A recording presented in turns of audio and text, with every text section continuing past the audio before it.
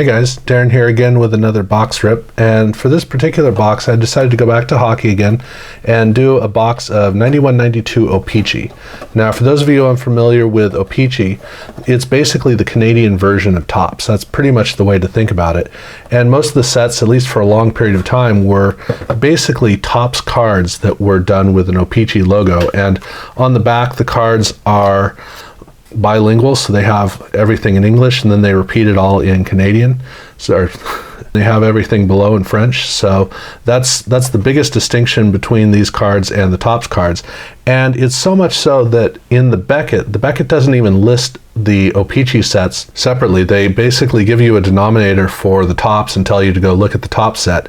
So the only difference between the Topps set and the Opee-Chee set is the Topps set has its inserts, and then the Opee-Chees have these inserts. These are called the Opee-Chee insert set. They don't even have a name, and it's primarily Russian players that are in these cards, and it comes one per pack. So the packs come the same way as Topps except for these cards. And unfortunately with this particular box that I had, there was some damage to the box in terms of how it was stored, and as a result of that, this is the only one of the cards. This is a 36 pack box. There are 36 of these cards, and of these, this is the only card I could actually get the gum off of.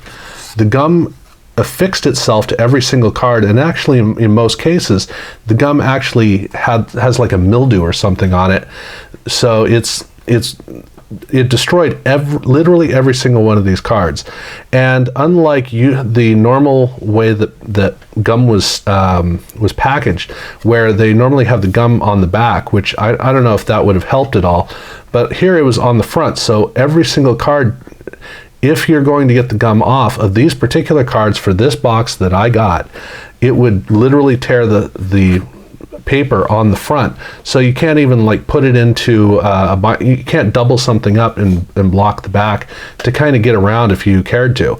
So every single one of these cards was destroyed, but at least they protected the rest of the cards for what it's worth. And the cards aren't really worth a lot, but it's nice if you're going to open up a box like this to be able to have the opportunity to get all these cards. And so in all of my years, I've never encountered a situation where the gum was as bad as this, where it's literally deteriorated. And I've had some cards that have gotten damaged by gum, but never absolutely destroyed. So it was strange that all of these cards got destroyed and all the other cards end up all right. But at any rate, that was just kind of a weird thing that happened in this particular box. But it is something to keep in mind, the fact that these wrappers are not cello wrappers, these are wax wrappers, and wax wrappers don't seal perfectly, which means that there can be a little bit of moisture that could get in. And I don't know how these boxes were stored over the last, let's face it, 30 years, but it was pretty bad.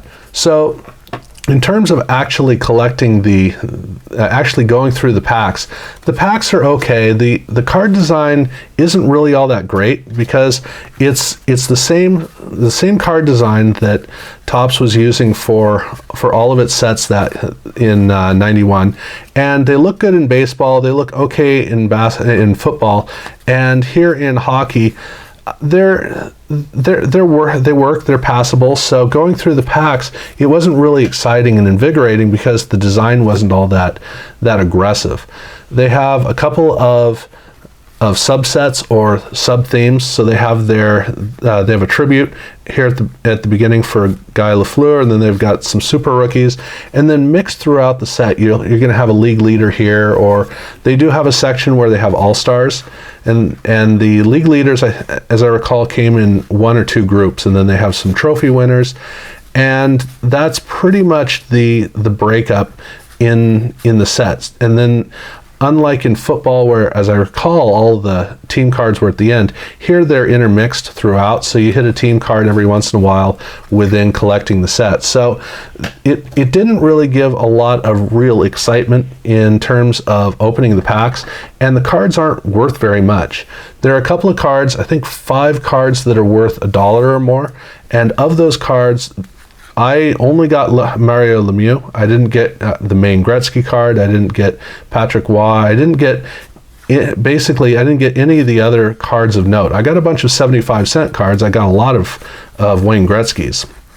But it was a little bit disappointing that in terms of what I got over half of the set. And most of the cards are single cards. There are a couple of cards that are doubled. There are a couple of cards that are tripled, but as you go through, you'll see that for the most part, it's single cards with very rare occasions of getting a double card or a triple card. And that means that it was closer to being able to get close to a set. But the fact that I got just over half the cards, and yet I didn't get very many really exciting cards, was kind of a letdown. Now, the box was cheap, and the set is very inexpensive, but I didn't have much of a thrill in terms of just going through the packs and opening them. It also doesn't help for me that I think that the backs are pretty cheap looking, and I assume this is just the Opee-Chee back as opposed to the actual Topps back, because I know what the Topps back looks like in the other two sports. So it didn't give me the thrill that I wanted. Now, like I said, it was really inexpensive, and I think that if the special insert cards, I think that if these had come out well, this would have actually been a pretty fun affair to do, the opening of the packs. But it would have been because of chasing these cards. As far as the main set goes, you've really got to want to collect the set. Otherwise, there wasn't really much to go with opening these packs. So in terms of getting high quality cards, I mean, the most expensive card in here is like a buck and a quarter, buck and a half, something like that. And there are virtually no rookies. I think there's one rookie card in the set. The All-Star cards do look pretty good. It's not a big All-Star set in terms of stars. So I would have liked to see them really kind of do more with these cards. For 1991, this is basically the way that they did card designs. But I think that overall these cards really haven't aged all that well. And this box, like I said, was really inexpensive, and as far as I'm concerned, that is what it needs to be. I really don't think that it's a high, I don't think it's a fun thing to go through, which is too bad, but that's the nature of it. So that's essentially how this went. It's always fun to rip through a box and check it out. I wouldn't really advise doing this, but you know, it is what it is. So that is basically what this 1991-92 Opee-Chee set box opening was like. Kind of a subpar experience. I definitely don't have any interest in going into trying to collect the set. If I want the set, I'm just going to buy it straight. But yeah, again, it really would have been nice to actually be able to collect these. The fact that they got so damaged is I'm still kind of shaken up by that. So thank you guys very much for watching, and I'll check me out with another box opening. Thanks.